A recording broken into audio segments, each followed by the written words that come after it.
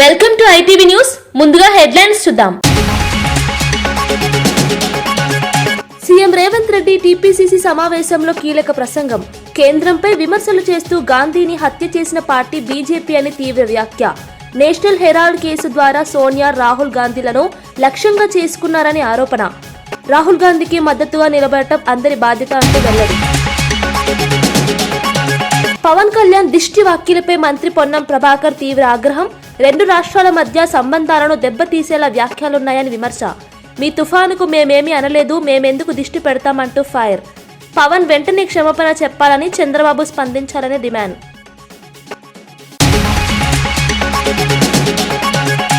గత 5 ఏళ్లలో సాగునీటి రంగాన్ని జగన్ ప్రభుత్వం ధ్వంసం చేసిందని మంత్రి నిమ్మల రామానాయుడు విమర్శ. 2027 జూలై నాటికి పోలవరం ప్రాజెక్టును పూర్తి చేయడమే లక్ష్యమన్న మంత్రి. ఏడాదిలో హంద్రీనీవా పనులు పూర్తి చేసి రాయలసీమకు నీరందిస్తామన్న నిమ్మల. కృష్ణా జలాల వివాదానికి జగన్ అసమర్థతే ప్రధాన కారణమని మండిపాటు. పవన్ కళ్యాణ్ క్షమాపణ చెప్పకపోతే సినిమాలు ఆడనివ్వమని కోమటిరెడ్డి వార్నింగ్. కోనసీమ దిష్టి వ్యాఖ్యలపై పవన్ కళ్యాణ్ కు తెలంగాణ మంత్రి వార్నింగ్. బేషరతుగా క్షమాపణ చెప్పాలని కోమటిరెడ్డి వెంకటరెడ్డి డిమాండ్. పవన్ కు రాజకీయ అనుభవం లేదంటూ కోమటిరెడ్డి వ్యాఖ్యలు. పెంచలయ్య హత్యపై పర్వతరెడ్డి ఫైర్. నిర్లక్ష్యంపై ప్రశ్నలు. హైవేలపై పెట్రోలింగ్ లేదు, నేరాలు పెరగటం సహజమని వ్యాఖ్య. రివ్యూలే చేస్తారా, నేరాలను అరికట్టే చర్యలు ఎక్కడా అని విమర్శ. సమాజ సేవకుడిని దారుణంగా చంపారని ఎమ్మెల్సీ ఘాటు స్పందన. పవన్ కళ్యాణ్ చేసిన వ్యాఖ్యలు తెలంగాణ గౌరవాన్ని దెబ్బతీస్తున్నాయని మంత్రి కోమటిరెడ్డి వెంకటరెడ్డి తీవ్రంగా స్పందించారు. రెండు రాష్ట్రాల మధ్య ఉన్న అన్నదమ్ముల బంధాన్ని దెబ్బతీయకుండా నాయకులు మాట్లాడే విధానంలో జాగ్రత్తలు పాటించాల్సిన అవసరం ఉందని ఆయన పేర్కొన్నారు. కోనసీమ ప్రాంతంలో కొబ్బరి చెట్లు ఎండిపోవడానికి తెలంగాణ దిష్టి కారణమని పవన్ చేసిన వ్యాఖ్యలు బాధ్యతారాహిత్యానికి, అవగాహన లేమికి నిదర్శనమని మంత్రి విమర్శించారు. ఇలాంటి వ్యాఖ్యలు ప్రజల్లో అపార్థాలు రేకెత్తించడమే కాకుండా రాష్ట్ర గౌరవాన్ని తగ్గించే ప్రయత్నమని అన్నారు. వెంటనే పవన్ కళ్యాణ్ ప్రజలకు క్షమాపణ చెప్పాలని కోమటిరెడ్డి స్పష్టం చేశారు. అలా కాకపోతే తెలంగాణలో ఆయన సినిమాలను కూడా నిలిపివేయాల్సిన పరిస్థితి ఏర్పడుతుందని హెచ్చరించారు. రాజకీయ విభేదాలను సినిమాల రంగంతో కలిపి చూడటం సరికాదని, ప్రజలను కలవరపెట్టే మాటలు చెప్పే ముందు ఆలోచించాల్సిన అవసరం ఉందని మంత్రి హితవు పలికారు. క్షమాపణ చెప్పకపోతే ఎవ్వరు కూడా చిరంజీవి గారికి సంబంధం లేదు. Chiranjeevi is a super man. ఆయన ఎప్పుడు కూడా వివాదాలకు దూరంగా ఉంటారు. కానీ పవన్ కళ్యాణ్ కొత్తగా రాజకీయాలకు వచ్చి డిప్యూటీ సీఎం కాగానే తెలియకనే మాట్లాడిండో, మరి కావాలని తెలంగాణ వాళ్ళని అవమానపరచాలనుకుండో ఏమనుకుండో, కానీ దానికి క్షమాపణ చెప్తే కనీసం ఆయన సినిమా 1-2 రోజులన్నా ఆడుతుంది. చెప్పకపోతే ఎక్కడ కూడా తెలంగాణ థియేటర్లలో సినిమాలు రిలీజ్ కావు. సినిమాటోగ్రఫీ మినిస్టర్గా నేను చెప్తున్నా ఈ మాట. ఆంధ్రప్రదేశ్ ఉప ముఖ్యమంత్రి పవన్ కళ్యాణ్ చేసిన వ్యాఖ్యలు తెలంగాణలో తీవ్రమైన వ్యతిరేకతను రేకెత్తిస్తున్నాయి. కోనసీమలో కొబ్బరి చెట్లు ఎండిపోవడానికి తెలంగాణ దిష్టి కారణమని చెప్పిన పవన్ మాటలు బాధ్యతారాహిత్యానికి నిదర్శనమని పలువురు నాయకులు విమర్శిస్తున్నారు. రెండు రాష్ట్రాలు అన్నదమ్ముల్లా కలిసి ఉన్న ఈ సమయంలో రాజకీయ నాయకులు విభేదాలు రేకెత్తించే వ్యాఖ్యలు చేయకూడదని సామాజిక వర్గాలు అభిప్రాయపడుతున్నాయి. తెలంగాణ ప్రజలకు పవన్ కళ్యాణ్ క్షమాపణ చెప్పాలని డిమాండ్ గళం మరింత బలపడుతోంది. బీజేపీ తెలంగాణ నేతలు ఆంధ్రప్రదేశ్ ముఖ్యమంత్రి ఈ వ్యాఖ్యపై స్పందించాల్సిన అవసరం ఉందని పిలుపునిస్తున్నారు. తుఫానులు, వర్షాలు ప్రకృతి ప్రక్రియలు మాత్రమేనని, వాటిని రాజకీయ కోణంలో చూపించడం అనవసర ఉద్రిక్తతలకు దారితీస్తుందని రాజకీయ విశ్లేషకులు చెబుతున్నారు. లేదా కేంద్రం నుంచి రావాల్సినటువంటి అనేక రకాల వాటాలకు సంబంధించిన విషయం లోపల తెలంగాణ వివక్షపూరితమైనటువంటి అంశాన్ని ఎదుర్కొంటా ఉంది. అటువంటి పరిస్థితి రాకుండా మరి తప్పకుండా తెలంగాణకు న్యాయం చేయాలని కేంద్రంలో ప్రాతినిధ్యం వహిస్తున్న బీజేపీ పార్లమెంటు సభ్యులను కోరుతా ఉన్నాను. అదేవిధంగా భారతీయ జనతా పార్టీ ఎంతసేపు కూడా పార్లమెంటు సమావేశాలు రాగానే డైవర్షన్ పాలిటిక్స్ చేస్తుంది. అందులో భాగంగానే 50 సంవత్సరాలు ఈ దేశాన్ని పాలించినటువంటి గాంధీ కుటుంబాన్ని బ్లేమ్ చేసేటువంటి కుట్రతోటి రాజకీయంగా అత్యున్నతమైన అధికారాలను ఇచ్చినటువంటి వాళ్ళు, ప్రాణత్యాగాలు చేసినటువంటి వాళ్ళు ఒకవేళ అవినీతికి పాల్పడదలుచుకుంటే ఇలా వారికి ఏం తక్కువ ఉండేటువంటిది కాదు. కానీ దేశ ఐక్యత కొరకు, దేశ అభివృద్ధి కొరకు ప్రాణాలను సైతం అర్పించినటువంటి కుటుంబాన్ని కావలసుకొని సమాజం ముందు బదనాం చేసేటువంటి కుట్ర జరుగుతోంది. ఇప్పుడు డక్కన్ హెరాల్డ్ కేసు కూడా అటువంటిదే. అన్ని విచారణ సంస్థలు బీజేపీ అనుబంధ సంస్థలుగా మారి ఇటువంటి విధంగా వ్యవహరిస్తా ఉన్నాయి. అయినా రాహుల్ గాంధీ గారి వెంట దేశమంతా ఉంది. భయపడే ప్రశ్నే లేదు. తప్పకుండా రాహుల్ గాంధీ గారికి అండగా ఉంటాం. బీజేపీ వేధింపులు పార్లమెంట్ సమావేశాలు జరిగే సందర్భంగా డైవర్షన్ పాలిటిక్స్, బీజేపీ వైఫల్యాలు చర్చకు రాకుండా ఉండడానికి కొరకు ఈ యొక్క కుట్ర జరుగుతోంది. ఇదే సందర్భంలో కేంద్ర ప్రభుత్వాన్ని, భారతీయ జనతా పార్టీని అడుగుతా ఉన్నా, రిజర్వేషన్లకు సంబంధించిన అంశం మీ దగ్గర పెండింగ్ ఉంది. స్థానిక సర్పంచ్ ఎన్నికలో బలహీన వర్గాలకు అన్యాయం జరిగిందనేటువంటి స్పష్టత మరి ప్రభుత్వం తరఫున అన్ని ప్రయత్నాలు చేసినప్పటికీ 50% అనేటువంటి బారికేడ్ ఉండడం వల్ల ఇబ్బంది కలుగుతా ఉంది. కాబట్టి అందుకు సంబంధించినటువంటి మార్గాన్ని సుగమం చేయడానికి తెలంగాణ ప్రభుత్వ ప్రతిపాదన 42% రిజర్వేషన్ అమలు జరగడానికి సహకరించే విధంగా పార్లమెంటులో మరి చొరవ తీసుకుని దేశంలోనే ఆదర్శ రాష్ట్రంగా నిలవాలని కాంగ్రెస్ లేవనెత్తే ఈ అంశానికి భారతీయ జనతా పార్టీ కూడా బలహీన వర్గాల పక్షం నిలుచోవాలని డిమాండ్ చేస్తా ఉన్నాం. సమాజం కోసం పని చేయాలనుకున్న పెంచలయ్యను అతి దారుణంగా హత్య చేసిన ఘటనపై ఎమ్మెల్సీ పర్వతరెడ్డి చంద్రశేఖర్ రెడ్డి తీవ్ర ఆవేదన వ్యక్తం చేశారు. ఇలాంటి ఘటనలు రాష్ట్ర భద్రతా వ్యవస్థపై ప్రశ్నలు లేవనెత్తుతున్నాయని వ్యాఖ్యానించారు. హైవేలపై పెట్రోలింగ్ సరైన విధంగా జరగకపోవడం వల్ల నేరస్తులకు అవకాశాలు పెరుగుతున్నాయని ఆయన అన్నారు. పోలీస్ శాఖలో రివ్యూ సమావేశాలు మాత్రమే కాకుండా నేరాలను అరికట్టే దిశగా చర్యలు తీసుకోవాలని సూచించారు. వాళ్ళ హత్య దగ్గరకు వచ్చినామని తెలిసినటువంటి పరిస్థితుల్లో కూడా మనము గమనించాం, తెలుసుకున్నాం ఈ విషయాన్ని కూడా. ఇట్లాంటి ప్రవృత్తి, ఇట్లాంటి పరిస్థితులు ఈరోజు మనం నెల్లూరు నగర నియోజకవర్గంలో కానీ, నెల్లూరు నగరంలో కానీ మనం గమనిస్తూ వస్తూ ఉన్నాం. దీనికి ఇమీడియట్గా పోలీసులు కానీ, అధికారులు కానీ చేయాల్సినటువంటిది, మీకు ఎక్కడ కూడా హైవే పోలీసింగ్ ఎందుకు లేదండి? ఎందుకు జరగట్లా? దాని మీద రివ్యూస్ ఎందుకు జరగట్లా? పనికి మాలినటువంటి రివ్యూస్ పెట్టుకుంటా ఉన్నారు చాలా మంది. ఎక్కడ ఇల్లు కొట్టేసేయాలా, జేసీబీలతో ఎక్కడ ఇల్లు తొలగించాలా, అదేవిధంగా ఏ విధంగా పెనాల్టీలు వేయాలా, ఏ విధంగా పన్నుల్ని అధికమైనటువంటి పన్నుల్ని మనం రాబట్టాలా, ఇటువంటి వాటి గురించి మీరు రివ్యూలు పెడతా ఉండారే. ఇట్లాంటి ప్రాబ్లమ్స్ ఏదైతే ఉన్నాయో హైవే మీద జరుగుతున్నటువంటి పోలీసింగ్ వ్యవస్థ గురించి కానీ, మనకున్నటువంటి ఇంటెలిజెన్స్ గురించి కానీ, వాళ్ళు ఎందుకు ఈ ఇష్యూస్ అన్నింటినీ కూడా మన ముందుకు తీసుకురావట్లేదు అనే విషయాన్ని మీరు ఎందుకు గమనించట్లేదని నేను మంత్రి గారిని కూడా కోరుతా ఉన్నా. నైట్ బిట్ వ్యవస్థ ఉంది అసలు ఇప్పుడు ఎక్కడన్నా మీరు చూడండి, ఎవరన్నా ఎక్కడన్నా కనుక కారు ఆపితే. ఈ ప్రభుత్వం విద్యార్థులకు అన్యాయం చేస్తుందని మాజీ మంత్రి ఆదిమూలపు సురేష్ తీవ్రంగా విమర్శించారు. 8 త్రైమాసికాలుగా ఫీజు రియంబర్స్మెంట్, వసతి దీవెన విడుదల చేయకపోవడం వల్ల వేలాది మంది విద్యార్థులు తీవ్ర ఇబ్బందులు పడుతున్నారని ఆయన ఆవేదన వ్యక్తం చేశారు. చదువులను కొనసాగించలేని పరిస్థితి ఏర్పడిందని, ఉన్నత విద్యా భవిష్యత్తు ప్రమాదంలో ఉందని పేర్కొన్నారు. రాష్ట్ర వ్యాప్తంగా విద్యార్థులకు ప్రభుత్వం 7,800 కోట్ల బకాయిలు పడిందని తెలిపారు. ప్రభుత్వ నిర్లక్ష్యం కారణంగా కళాశాలలు కూడా సంక్షోభంలోకి వెళ్లి విద్యా ప్రమాణాలు దెబ్బతింటున్నాయని చెప్పారు. పేద విద్యార్థులు అప్పులు తీసుకుని చదువుకోవాల్సిన పరిస్థితి ఏర్పడిందని ఆందోళన వ్యక్తం చేశారు. విద్యార్థుల భవిష్యత్తును కాపాడాలంటే బకాయిలన్నీ వెంటనే విడుదల చేయాలని సురేష్ డిమాండ్ చేశారు. దాన్ని ఎంతగా తూట్లు పొడిచారంటే ఈరోజు విద్యార్థులు కానివ్వండి, యాజమాన్యాలు కానివ్వండి, ఈరోజు 8 ట్రై సెమిస్టర్ల పాటు ఇంతవరకు ఈ ఫీ రియంబర్స్మెంట్ బకాయిలు కొండలా పేరుకుపోయి ఉండి వీరి యొక్క భవిష్యత్తు కళాశాలలు, ప్రైవేట్ కళాశాలలు కానివ్వండి, ఈరోజు పాలిటెక్నిక్ కాలేజీలు, ఐటీఐ కాలేజీలు, డిగ్రీ కాలేజీలు, పీజీ కాలేజీలు, ఇంజనీరింగ్ కాలేజీలు, మెడికల్ కాలేజీలు, వీళ్ళన్నీ ఈ కాలేజీలో యాజమాన్యాలు, అట్లాగే విద్యార్థుల మనుగడ కానివ్వండి, వారి భవిష్యత్తు కానివ్వండి ప్రశ్నార్థకంగా మారింది. కూటమి ప్రభుత్వం వచ్చిన తర్వాత 8 త్రైమాసికాలకు సంబంధించి పిల్లలకు ఫీజు రియంబర్స్మెంట్ ఇప్పటివరకు ఇవ్వలేదు.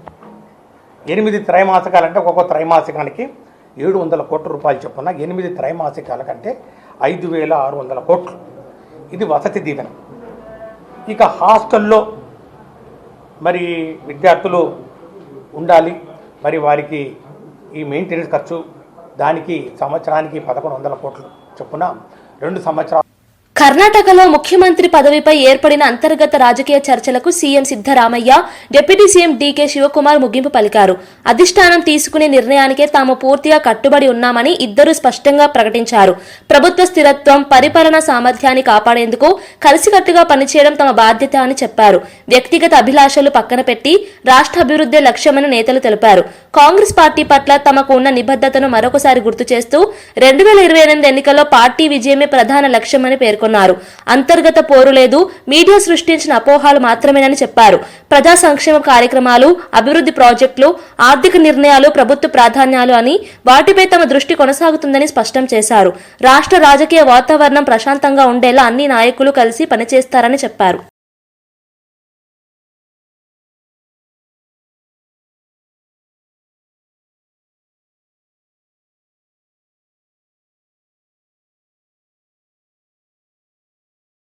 That we shall, both of us, should listen to the whatever decision taken by the High Command. Whether it is mostly Rahul ji and Sonia ji and Kharge ji. Will you all be going to Delhi, sir? If they call us, we will definitely go. Tomorrow I am meeting Venugopal in a function where both of Gandhi కుటుంబం దేశం కోసం చేసిన త్యాగాలను CM Revanth Reddy మరోసారి గుర్తు చేశారు. నెహ్రూ కుటుంబం ఆగర్భ శ్రీమంతుల కుటుంబమని, అయినా దేశహితం కోసం తమ ఆస్తులను దారపోశారని పేర్కొన్నారు. మహాత్మా గాంధీని హత్య చేసిన పార్టీ నేడు దేశభక్తి పేరుతో నైతిక బోధనలు చేయడం విచిత్రమని ఆయన విమర్శించారు. స్వాతంత్ర సమరంలో నేషనల్ హెరాల్డ్ పత్రిక చేసిన సేవలను కూడా రేవంత్ ప్రస్తావించారు. దేశ సమగ్రత, ప్రజాస్వామ్యం, రాజ్యాంగ విలువల రక్షణలో గాంధీ కుటుంబం కీలక పాత్ర పోషించిందని అన్నారు. ఇవాల్టి రాజకీయాల్లో ఈ విలువలను వక్రీకరించే ప్రయత్నాలు ప్రజలకు ప్రమాదకరమని హెచ్చరించారు. భిన్నాభిప్రాయాలున్నా చరిత్రను వక్రీకరించడం సరికాదని రేవంత్ పేర్కొన్నారు. యువత చరిత్రను అధ్యయనం చేసి నిజాలను తెలుసుకోవాలని పిలుపునిచ్చారు. రాహుల్ గాంధీ గారు, అహ్మద్ పటేల్ గారు, ఇట్లా కొంతమంది కాంగ్రెస్ పార్టీ నాయకులను బోర్డ్ ఆఫ్ డైరెక్టర్గా తీసుకున్నారు. ఎందుకంటే నేషనల్ హెరాల్డ్ పత్రికను తిరిగి ప్రచారంలోకి తీసుకురావాలి, కాంగ్రెస్ ఐడియాలజీని ప్రమోట్ చేయడానికి కాంగ్రెస్ పార్టీకి ఒక పత్రిక ఉండాలి, ఈ పత్రికను కాంగ్రెస్ పార్టీ నడపాలనుకుంటుంది. కాబట్టి సోనియా గాంధీ గారు, రాహుల్ గాంధీ గారు, మల్లికార్జున్ ఖర్గే గారు, ఇతర కాంగ్రెస్ పార్టీ నాయకులందరూ కూడా నేషనల్ హెరాల్డ్ బోర్డులోకి వచ్చి ఆ పత్రికను పునరుద్ధరించే ప్రయత్నం చేసిండ్రు. దానికి అవసరమైన షేర్ క్యాపిటల్కి సంబంధించి కాంగ్రెస్ పార్టీ నుంచి నిధులను బదిలీ చేసి ఆ నిధులను ఆ రిటైర్మెంట్ ఉద్యోగస్తులకు రిటైర్మెంట్ బెనిఫిట్స్ ఇచ్చి పంపించింది. ఇందులో ఏ ఒక్క రూపాయి కానీ ప్రభుత్వానికి సంబంధించింది ఇందులో లేదు. ఏ ఒక్క రూపాయి ఎవరు తమ జేబులోకి తీసుకోలే. ఆస్తులు నెహ్రూ గారివే, ప్రారంభించింది నెహ్రూ గారే. నెహ్రూ గారి వారసత్వంగా ఉన్న ఈ కాంగ్రెస్ పార్టీ ఆ పత్రికను నడపాలని, ఆ పత్రికను ఈనాడు ఉన్న కాంగ్రెస్ పార్టీ మన కాంగ్రెస్ నాయకులను బోర్డులోకి తెచ్చి దానికి పెట్టుబడి పెట్టి తీసుకున్నారు. దీనికి మనీ లాండరింగ్ కేసు పెట్టి, ఈడీ కేసులు పెట్టి, ఇన్కమ్ ట్యాక్స్ కేసులు పెట్టి, కొత్త కేసులు పెట్టి మానసికంగా సోనియా గాంధీ గారిని, రాహుల్ గాంధీ గారిని వేధించడమే కాకుండా గంటల కొద్దీ, రోజుల కొద్దీ ఈడీ ఆఫీస్లో పిలిచి కూర్చోబెట్టారు. అయినా మానసిక ధైర్యాన్ని కోల్పోకుండా సోనియా గాంధీ గారు, రాహుల్ గాంధీ గారు ఈ కేసులను అన్నిటిని ఎదుర్కోవడం జరిగింది. వాళ్ళు భయపెట్టి లొంగ తీసుకోవాలనుకుంటే రాహుల్ గాంధీ గారు స్పష్టంగా చెప్పారు. ఫ్యూచర్ సిటీలో జరగనున్న తెలంగాణ రైజింగ్ గ్లోబల్ సమ్మిట్ ఏర్పాట్లను మంత్రి శ్రీధర్ బాబు స్వయంగా పరిశీలించారు. సమ్మిట్ ప్రాంగణంలో జరుగుతున్న పనులను అధికారులు, విభాగాధిపతులతో కలిసి సమీక్షించి పలు సూచనలు చేశారు. ప్రపంచ దృష్టిని ఆకర్షించే ఈ కార్యక్రమంలో ఏ ఒక్క చిన్న పొరపాటు జరగకూడదని మంత్రి స్పష్టం చేశారు. పార్కింగ్, లాజిస్టిక్స్, హాస్పిటాలిటీ, శానిటేషన్ వంటి విభాగాల్లో ప్రత్యేక శ్రద్ధ పెట్టాలని ఆదేశించారు. 5వ తేదీలోపు తయారీ పనులన్నీ పూర్తి చేసి 6వ తేదీన డ్రై రన్ నిర్వహించాలని చెప్పారు. తెలంగాణ బ్రాండ్ను అంతర్జాతీయ వేదికపై మరింత బలోపేతం చేసే అవకాశం ఇదని మంత్రి అభిప్రాయపడ్డారు. అన్ని శాఖలు సమన్వయంతో పనిచేసి సమ్మిట్ను విజయవంతం చేయాలని ఆయన సూచించారు.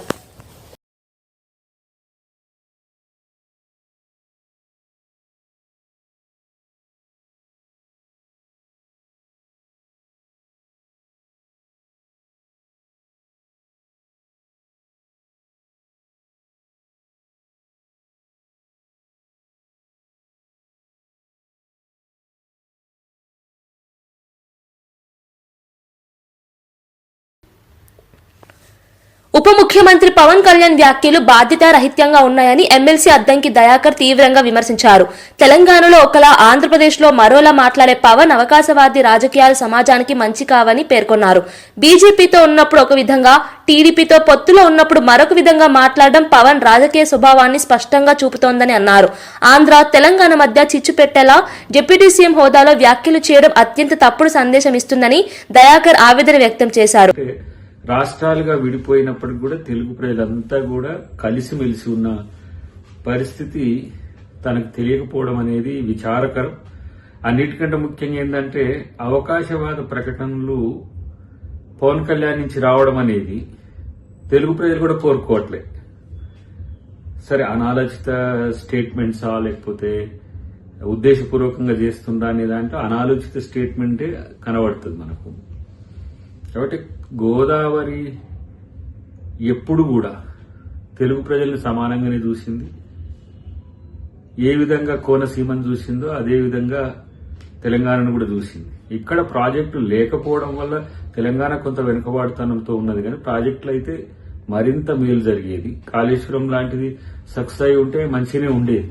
కానీ ఈ అంశాలలో తనకు అవగాహన లేకపోవడం వల్ల కేవలం రాజకీయ ప్రేరేపిత ప్రకటనలతోనే చిత్తూరు జిల్లా కోవూరు నియోజకవర్గంలోని గండవరం ఫ్లైఓవర్ సమీపంలో గంజాయి విక్రయిస్తున్న దంపతులను పోలీసులు రంగంలోకి దిగుతూ అరెస్ట్ చేశారు. బక్కి చిన్నరాజా, బక్కి లక్ష్మి దంపతులుగా గుర్తించిన వారికి చెందిన 7 కిలోల గంజాయిని పోలీసులు స్వాధీనం చేసుకున్నారు. గంజాయి విక్రయాలు పెరుగుతున్న నేపథ్యంలో పోలీసులు పర్యవేక్షణను కఠినతరం చేశారు. యువత జీవితాలు నాశనం కాకుండా చట్టం కఠిన శిక్షలు విధిస్తుందని కోవూరు సీఐ సురేంద్రబాబు హెచ్చరించారు. గంజాయి వ్యాపారులను ప్రోత్సహించే ఏవైనా నెట్వర్క్లుంటే వాటిని కూడా గుర్తించి చర్యలు తీసుకుంటామని తెలిపారు. గంజాయి సమాచారం ఇస్తే వివరాలు గోప్యంగా ఉంచి రక్షణ కల్పిస్తామని ప్రజలకు హామీ ఇచ్చారు. నిబంధనలు ఉల్లంఘించిన వారిపై నిర్దాక్షిణ్యంగా చర్యలు తీసుకుంటాం. నిన్న నెల్లూరు జిల్లాలో ఈ మధ్యకాలంలో రౌడీ షీటర్లు, గంజాయికి సంబంధించినటువంటి గంజాయి తాగే వాళ్ళకి సంబంధించినటువంటి నేరాలు ఈ మధ్యకాలంలో కొంచెం ఎక్కువగా అవుతూ ఉన్నాయి. దీనికి సంబంధించి ఎస్పీ గారు పర్టికులర్గా నెల్లూరు చుట్టుపక్కల ఉన్నటువంటి ఊళ్ళన్నింటి మీద ప్రత్యేక దృష్టి సారించి సపరేట్గా దానికి టీమ్స్ అన్ని ఏర్పాటు చేసి మాకు కూడా ఇన్స్ట్రక్షన్స్ అన్ని క్లియర్గా ఇచ్చి గంజాయి మీద పర్టికులర్గా రైడ్ చేయమని చెప్పారు. ఈ క్రమంలో భాగంగా నిన్న సాయంత్రం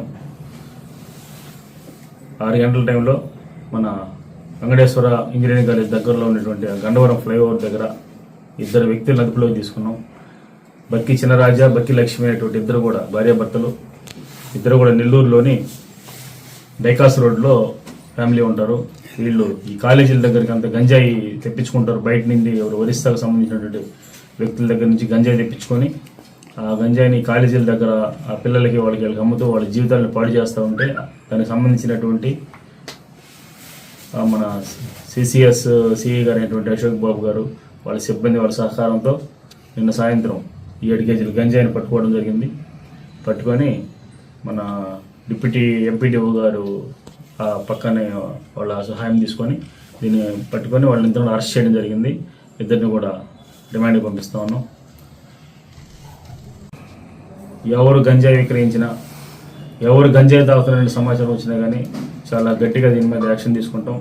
దీనికి సంబంధించి ఒకవేళ పోలీసులకి ఏదైనా సమాచారం ఇవ్వాలంటే కూడా పబ్లిక్ కావచ్చు, ప్రెస్ వాళ్ళు కావచ్చు, రెస్పాన్సిబిలిటీ సిటిజన్ ఎవరైనా సరే మీకు గంజాయి గురించి సమాచారం ఏమొచ్చినా సరే 112కి ఇమీడియట్గా ఫోన్ చేయండి. మేమే అక్కడికి రష్ అయ్యి దాని మీద యాక్షన్ తీసుకుంటాం. టీడీపీ రాష్ట్ర ఉపాధ్యక్షులు వేమూరి ఆనంద్ సూర్య పరకామణి దొంగతనం కేసుపై కీలక వ్యాఖ్యలు చేశారు. ఈ వ్యవహారంలో పాల్గొన్న దొంగల పాపాల చిట్టా పూర్తిగా సిద్ధమైందని తెలిపారు. పరకామణిలో జరిగిన దొంగతనాలు దేవాలయ వ్యవస్థపై ప్రజల నమ్మకాన్ని దెబ్బతీశాయని అన్నారు. నిందితులపై ప్రభుత్వం దృఢంగా చర్యలు తీసుకోవాల్సిన అవసరం ఉందని వ్యాఖ్యానించారు. ఈ కేసులో ఉన్న అనుమానాస్పద అంశాలన్నింటినీ ప్రభుత్వం బయట పెట్టాలని డిమాండ్ చేశారు. పరకామణి వంటి పవిత్ర ప్రదేశంలో ఇలాంటి దొంగతనాలు జరగడం దారుణమని పేర్కొన్నారు. నిందితులను గుర్తించే ప్రక్రియలో సాక్ష్యాలు బలంగా ఉన్నాయని, భాగస్వాములు ఎవరైనా కఠిన శిక్షలు తప్పవని అన్నారు. దేవాలయ వ్యవస్థకు సంబంధించిన భద్రతను ప్రభుత్వం పునర్వ్యవస్థీకరించాలని సూచించారు. ఈ కేసులో పోలీసులు శీఘ్రంగా దర్యాప్తు పూర్తి చేస్తారని ఆశాభావం వ్యక్తం చేశారు.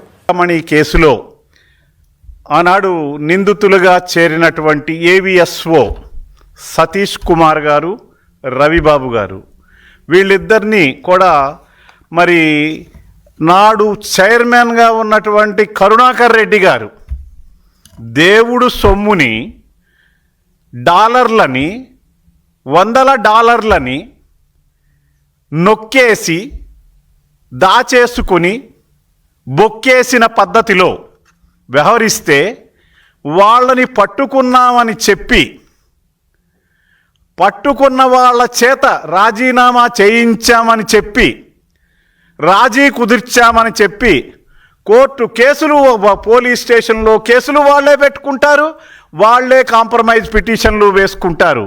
దీనికి కారణం భూమన కరుణాకర్ రెడ్డి.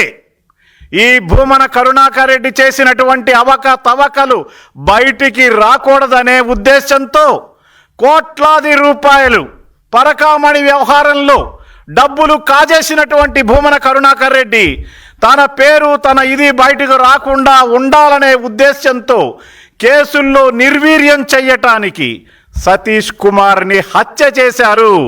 సతీష్ కుమార్ని ఇక్కడ చూడండి, హత్య చేశారు. ఈ సతీష్ కుమార్ని ఎక్కడో రైల్వే ట్రాక్ మీద 10 మీటర్ల దూరంలో పడేసి ఉన్న శవాన్ని చూస్తే అక్కడికి తీసుకొచ్చి హత్య చేస్తే ఆ హత్యని ఆత్మహత్య అంటాడు కరుణాకర్ రెడ్డి. అంటే దీని మీద మనం ఆలోచించవలసినటువంటి అవసరం ఉంది. ఎందుకంటే వైసీపీ నైజం ఏంటండి, వాళ్ళు ప్రతిసారి కూడా వాళ్ళు చేసేటటువంటి హత్యల్ని ఆత్మహత్యలని చెప్తారు. ఇక్కడ కూడా హత్య చేసి ఆత్మహత్య చేసుకున్నాడేమో ఏవిఎస్ సతీష్ కుమార్ అని చెప్తున్నారు. అయ్యా, ఏవిఎస్ సతీష్ కుమార్ ఆత్మహత్య చేసుకుంటే ఎక్కడో రైల్వే ట్రాక్ మీద ఎందుకు చేసుకుంటాడు? తన ఊర్లోనే, తన ఇంట్లోనో, తన పక్కనో, తను ఉండే ప్లేస్లోనో చేసుకోవాలి కదా. రైల్వే ట్రాక్ దగ్గర ఎక్కడో హత్య చేసి తీసుకొచ్చి రైల్వే ట్రాక్ పక్కన పడేసి హత్య చేశారని చెప్తుంటే ఆయన బ్రదర్ ఏవిఎస్ సతీష్ కుమార్ గారి బ్రదరు చూడండి, ఆయన బ్రదరు ఒక కంప్లైంట్ ఇచ్చడం జరిగింది, పేపర్ స్టేట్మెంట్ ఇవ్వడం జరిగింది. హరి సతీష్ కుమార్ గారి బ్రదరు ఏం చెప్తున్నాడు, వాళ్ళ అన్నయ్యని సతీష్ కుమార్ని హత్య చేశారు, మర్డర్ చేశారు అని చెప్తుంటే కూడా మరి దాన్ని పరిగణనలోకి తీసుకోకుండా అధికారులని అయోమయ పరిస్థితిలోకి నెట్టివేస్తున్నటువంటి పరిస్థితి ఈనాడు పరకామణి కేసులో జరిగినటువంటి వ్యవహారం మనందరం చూస్తున్నాం. వైసీపీ జనరల్గా వైసీపీ నైజాన్ని మనం ఒకసారి చూసినట్లయితే సతీష్ కుమార్ హత్య మనకి కళ్ళకు కనపడినట్టు కనపడతా ఉంది. నాడు బాబాయిని హత్య చేశాడు. టీటీడీ పరకామణి చోరీ కేసులో కూడా సాక్షిని చంపి రైలు పట్టాల మీద పడేశారు, అక్కడ బాత్రూంలో పడేశారు బాబాయిని. పరకామణిలో జరిగినటువంటి ఫిర్యాదు టీటీడీ మాజీ విజిలెన్స్ ఏవిఎస్ సతీష్ కుమార్. దీన్ని తారుమారు చేసేందుకు అత్యంత దారుణంగా, చాలా దారుణంగా భూమన కరుణాకర్ రెడ్డి అండ్ టీం వ్యవహరిస్తున్నారనేటువంటి విషయాన్ని పారుదల శాఖ మంత్రి నిమ్మల రామానాయుడు సాగునీటి ప్రాజెక్టుల పురోగతిపై కీలక వివరాలు వెల్లడించారు. రాష్ట్ర వ్యాప్తంగా సాగునీటి అవసరాలను తీర్చేందుకు ప్రభుత్వం అత్యంత ప్రాధాన్యతనిచ్చి కీలక ప్రాజెక్టులను శరవేగంగా ముందుకు తీసుకెళ్తోందని చెప్పారు. రైతులకు ఎడారి లాంటి భయాలు లేకుండా సాగునీరు అందించేందుకు డిజైన్ మార్పులు, అడ్మినిస్ట్రేటివ్ ఆమోదాలు, నిధుల విడుదల వేగవంతం చేశామని వివరించారు. ముఖ్యంగా కాలువల విస్తరణ, పంపింగ్ స్టేషన్ల అప్గ్రేడ్, బ్యారేజ్ల మరమ్మతులపై ప్రత్యేక దృష్టి పెట్టినట్టు తెలిపారు. ప్రాజెక్టుల పనుల్లో పారదర్శకత కోసం మానిటరింగ్ కమిటీలు ఏర్పాటు చేశామని చెప్పారు. సమయానికి పనులు పూర్తి చేసి రాబోయే సీజన్లోనే రైతులకు నీరు అందించాలన్నదే ప్రభుత్వ లక్ష్యమని మంత్రి స్పష్టం చేశారు. నీటి సమస్యలు తగ్గితే వ్యవసాయ ఉత్పత్తి పెరిగి ఆర్థిక వ్యవస్థ బలోపేతం అవుతుందని మంత్రి అభిప్రాయపడ్డారు. పోలవరం వరద నీరు తీసుకెళ్లాలనేటువంటి చంద్రబాబు నాయుడు గారి యొక్క సంకల్పం ఈరోజు మీ అందరికి కూడా తెలియజేసుకుంటూ ఉన్నా. అదేవిధంగా రాయలసీమకు ఒక జీవనాడి హంద్రీ నివా. 5 సంవత్సరాల జగన్మోహన్ రెడ్డి పాలనలో నేను రాయలసీమ బిడ్డ అని చెప్పుకోవడమే తప్ప నాకు తెలుసుండి ఏ ముఖ్యమంత్రి చేయనిటువంటి ద్రోహం దగ జగన్మోహన్ రెడ్డి రాయలసీమకు చేశాడు. దానికి ఉదాహరణే హంద్రీ నివా. 5 సంవత్సరాల్లో ఒక్క తట్ట మట్టి పని చేయాల, ఒక్క అరబస్తా సిమెంట్ పెట్టల, ఒక్క రూపాయి విడుదల చేయాల. ఆఖరికి 5 సంవత్సరాల్లో వాడుకున్నటువంటి కరెంటు మోటార్ల సంబంధించినటువంటి బిల్లులు కూడా ఎగ్గొట్టి వెళ్ళిపోయినటువంటి పరిస్థితి గత పాలనలో జగన్మోహన్ రెడ్డిది. కానీ ఈ కూటమి ప్రభుత్వం అధికారంలోకి వచ్చినటువంటి మొదటి సంవత్సరంలోనే హంద్రీ నివాకు 3,860 కోట్ల రూపాయలు ఈరోజు హంద్రీ నివాకు వెచ్చించి హంద్రీ నివా పనులు 5 సంవత్సరాల్లో మీరు చేయలేనిటువంటి పనిని ఒక్క సంవత్సరంలోనే చేసి చూపించి 738వ కిలోమీటర్ వరకు కూడా కృష్ణా జలాలను హంద్రీ నివా ద్వారా తీసుకెళ్ళి ఈవేళ చెరువులన్నీ కూడా వేసవి కాలంలో కూడా మండు వేసవిలో కూడా రాయలసీమలో జలాశయాలన్నీ కూడా జలకలతో ఉట్టిపడుతూ ఉంటే ఈవేళ రాయలసీమలో ఉన్నటువంటి ప్రజలు చెప్తూ ఉన్నారు, ఆ రోజు శ్రీకృష్ణదేవరాయల పరిపాలనా కాలంలో మా తటాకాలన్నీ కూడా కలకల్లాడుతూ ఉండేవి జలకలతో. మళ్ళీ ఈరోజు చంద్రబాబు నాయుడు గారి పాలనలోనే అటువంటి జలకల మా జలాశయాల్లో చూస్తున్నామని ఈరోజు రాయలసీమ వాసులు, రాయలసీమ బిడ్డలు, ఆడబిడ్డలు సైతం ఈరోజు ఆ కాలువల్లో పొంగి పొర్లుతున్నటువంటి నీటి దగ్గరకు వచ్చి పూజలు చేసి ఆ నీళ్లు నెత్తి మీద జల్లుకుని దండం పెడుతూ ఉన్నారని అంటే ఈవేళ రాయలసీమకి ఆ సాగునీరు, త్రాగునీరు అందించడంలో చంద్రబాబు నాయుడు గారి యొక్క పట్టుదల, కృషి అది మొదటి సంవత్సర పరిపాలనలోనే మనందరం కూడా చూస్తున్నటువంటి విషయం అనేటువంటి విషయాన్ని కూడా ఈ సందర్భంగా తెలియజేసుకుంటూ ఉన్నా. అదేవిధంగా వెలిగొండ పేరు ప్రతి సంవత్సరం ప్రతి ప్రభుత్వం, ప్రతి ముఖ్యమంత్రి చెప్తూనే ఉంటారు. కానీ మాటలు కాదు చేతల్లో చేయాలనేటువంటి ఆలోచన ఈరోజు చంద్రబాబు నాయుడు గారిది. ఎందుకు ఈ మాట చెప్తూ ఉన్నానంటే వెలిగొండ అంటే ఈవేళ ప్రకాశం జిల్లా అత్యంత వెనకబడినటువంటి జిల్లా, ఫ్లోరైడ్ బాధితులు ఉన్నటువంటి జిల్లా, అటువంటి జిల్లాకు న్యాయం చేయాలనేటువంటి ఆలోచనతోటే చంద్రబాబు నాయుడు గారు ఈరోజు వెలిగొండకు అత్యంత ప్రాధాన్యతనిచ్చి ఈవేళ అత్యంత క్లిష్టమైనటువంటి టన్నెల్ పనులు ఏవైతే ఉన్నాయో అటువంటి టన్నెల్కి సంబంధించిన పనులు మేము కూడా రివ్యూలో చూసాం. టన్నెల్లో లైనింగ్ మేము మొన్న 2024లో అధికారంలోకి వచ్చేటప్పటికి చూస్తే 11 కిలోమీటర్ల లైనింగ్ జరిగింది. సరే 11 కిలోమీటర్ల లైనింగ్ ఎన్ని సంవత్సరాలు పట్టిందయా అని చూస్తే దగ్గర 15 సంవత్సరాలు పట్టింది. అంటే 15 సంవత్సరాలు పడితే టన్నెల్లో 11 కిలోమీటర్ల లైనింగ్ చేశారు.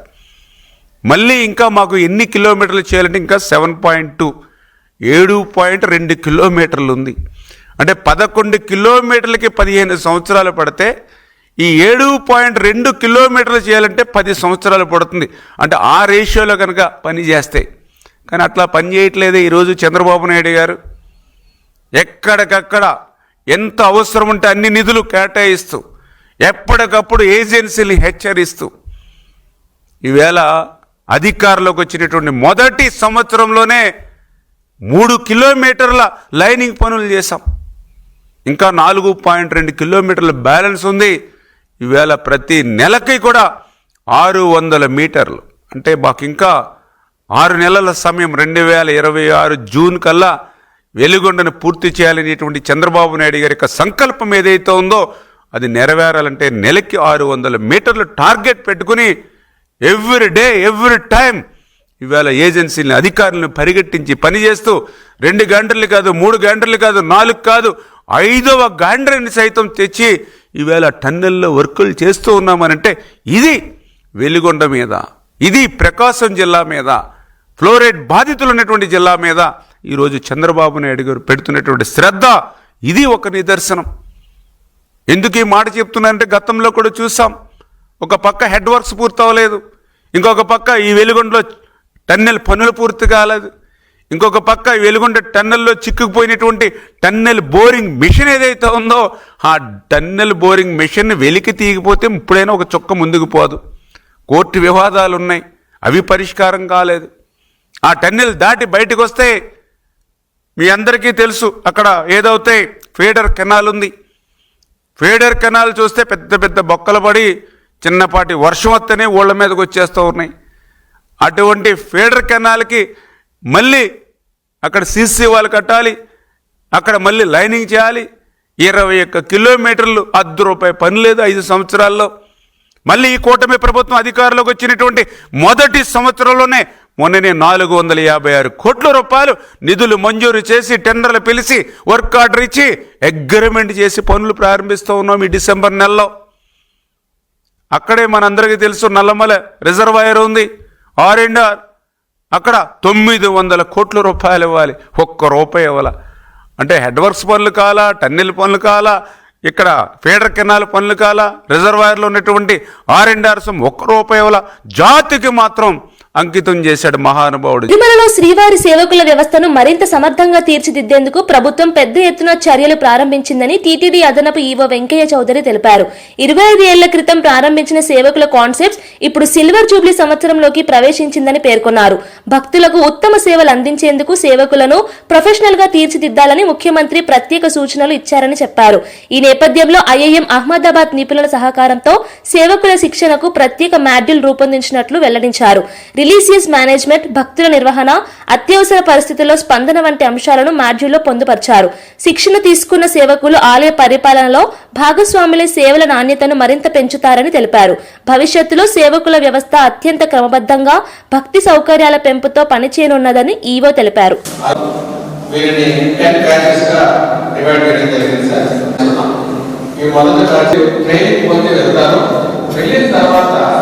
మూడు నెలల తర్వాత మనం ఏదైతే వాళ్ళ ప్రాంతంలోనే వాళ్ళందరికీ కూడా ట్రైనింగ్ ఇచ్చి పూర్తయిన తర్వాత వాళ్ళని ఇక్కడ రెడీ అయ్యి వీటిని తీసుకొని వాటిని ప్రింట్ చేస్తున్నాం సార్.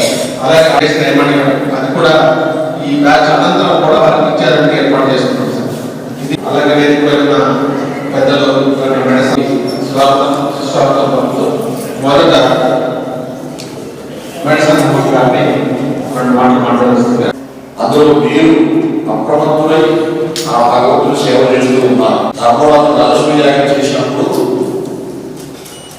కౌరవుని పాండవుని ఒక కూర్చోబెట్టి ధర్మరాజు రాజస్వీయాగం చేస్తున్నప్పుడు చాలా కార్యక్రమాలు ఉంటాయి.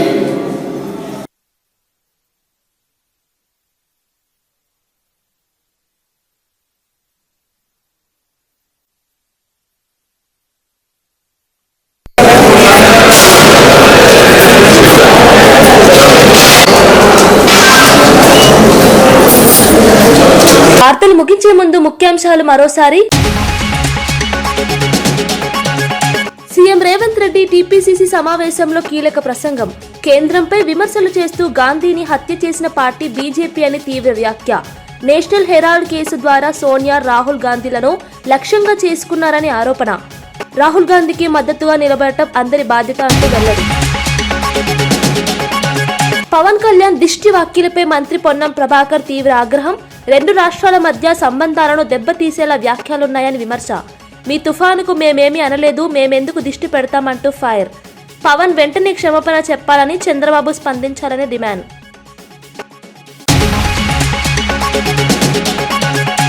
గత 5 ఏళ్లలో సాగునీటి రంగాన్ని జగన్ ప్రభుత్వం ధ్వంసం చేసిందని మంత్రి నిమ్మల రామానాయుడు విమర్శ. 2027 జూలై నాటికి పోలవరం ప్రాజెక్టును పూర్తి చేయడమే లక్ష్యమన్న మంత్రి. ఏడాదిలో హంద్రీ నీవా పనులు పూర్తి చేసి రాయలసీమకు నీరందిస్తామన్న నిమ్మల. కృష్ణా జలాల వివాదానికి జగన్ అసమర్థతే ప్రధాన కారణమని మండిపాటు. పవన్ కళ్యాణ్ క్షమాపణ చెప్పకపోతే సినిమాలు ఆడనివ్వమని కోమటిరెడ్డి వార్నింగ్. కోనసీమ దిష్టి వ్యాఖ్యలపై పవన్ కళ్యాణ్ కు తెలంగాణ మంత్రి వార్నింగ్. బేషరతుగా క్షమాపణ చెప్పాలని కోమటిరెడ్డి వెంకటరెడ్డి డిమాండ్. పవన్ కు రాజకీయ అనుభవం లేదంటూ కోమటిరెడ్డి వ్యాఖ్యలు. పెంచలయ్య హత్యపై పర్వతరెడ్డి ఫైర్, నిర్లక్ష్యంపై ప్రశ్నలు. హైవేలపై పెట్రోలింగ్ లేదు, నేరాలు పెరగటం సహజమని వ్యాఖ్య. రివ్యూలే చేస్తారా, నేరాలను అరికట్టే చర్యలు ఎక్కడా అని విమర్శ. సమాజ సేవకుడిని దారుణంగా చంపారని ఎమ్మెల్సీ ఘాటు స్పందన. ఇవి ఈనాటి వార్తా విశేషాలు. మరో బులెటిన్ లో మళ్ళీ కలుద్దాం. నమస్కారం.